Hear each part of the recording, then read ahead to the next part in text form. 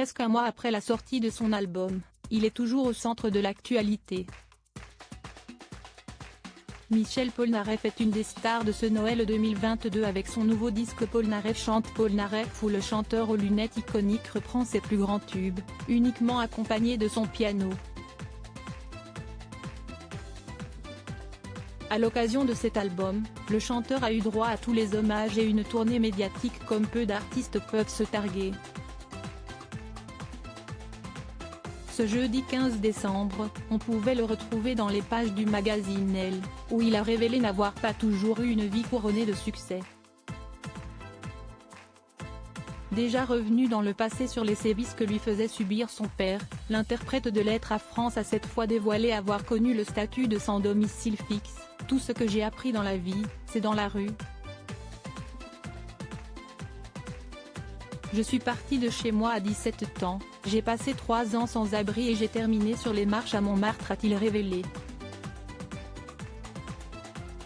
Face aux images de lui plus jeune que lui a montré la journaliste, le chanteur, très proche d'un rappeur célèbre, a reconnu se trouver courageux à l'époque, en parlant de lui, note de la rédaction. Il parle à une vitesse invraisemblable, on sent qu'il est inquiet pour l'avenir. Je trouve le petit mec bien. Un petit mec devenu l'un des plus grands artistes contemporains français. Rétrospective Michel Polnareff. Ses relations avec d'autres artistes. Un tel succès ne permet pas souvent de s'entendre avec tout le monde. L'amiral d'ailleurs ne cache pas ses inimitiés avec certains artistes. Sa relation avec Pascal Obispo a par exemple souvent été en dents de scie, même si aujourd'hui, Michel Polnareff dit n'avoir jamais été fâché avec son fan. D'autres en revanche, n'ont pas trouvé grâce aux yeux du chanteur à lunettes, comme Benjamin Biolay. Les deux artistes se livrent à une petite guéguerre par médias interposés depuis quelques années.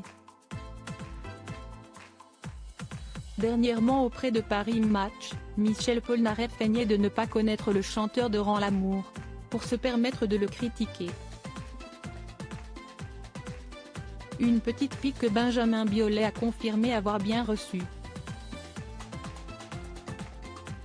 Crédit photo, JLPPA.